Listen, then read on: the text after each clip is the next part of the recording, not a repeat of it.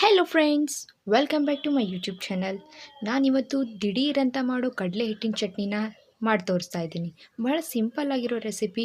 ಒಂದು ಅರ್ಧ ಬೌಲಷ್ಟು ಕಡಲೆಬೇಳೆ ತೊಗೊಂಡಿದ್ದೀನಿ. ಇದನ್ನು ಇನ್ಸ್ಟೆಂಟಾಗಿ ಮಾಡ್ಕೋಬಹುದು. ಆಮೇಲೆ ಇದನ್ನು ಇವಾಗ ಒಂದು ಪ್ಯಾನ್ ಒಳಗೆ ಹಾಕ್ಕೊಂಡು ಇದನ್ನು ರೋಸ್ಟ್ ಮಾಡ್ಕೊಳ್ಳೋಣ.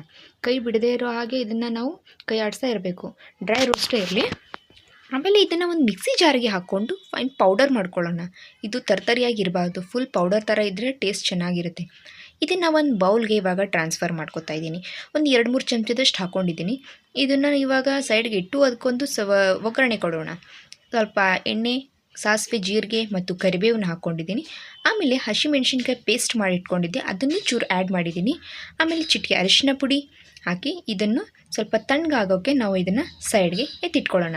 ಇವಾಗ ನಾವು ಬೌಲಲ್ಲಿ ಹಿಟ್ಟು ಹಾಕ್ಕೊಂಡಿದ್ದೀವಲ್ಲ, ಅದನ್ನು ಯಾವ ಕನ್ಸಿಸ್ಟೆನ್ಸಿಲಿ ಬೇಕೋ ಆ ಕನ್ಸಿಸ್ಟೆನ್ಸಿಲಿ ನೀವು ಹಿಟ್ಟನ್ನ ರೆಡಿ ಮಾಡ್ಕೊಳ್ಳಿ. ಇದಕ್ಕೆ ಒಂದು ಚೂರು ಉಪ್ಪು ಹಾಕಿ ಚೆನ್ನಾಗಿ ಮಿಕ್ಸ್ ಮಾಡಿದ್ದೀನಿ. ಇವಾಗ ತಣ್ಣಗಾಗಿರೋ ಒಗ್ಗರಣೆನ ಇದರೊಳಗಡೆ ಹಾಕಿ ಚೆನ್ನಾಗಿ ಇದನ್ನ ಮಿಕ್ಸ್ ಮಾಡೋಣ. ಇವಾಗ ಇದಕ್ಕೆ ಉಪ್ಪು, ಖಾರ, ಒಗ್ಗರಣೆ ಎಲ್ಲ ಮಿಕ್ಸ್ ಆಗಿದೆ.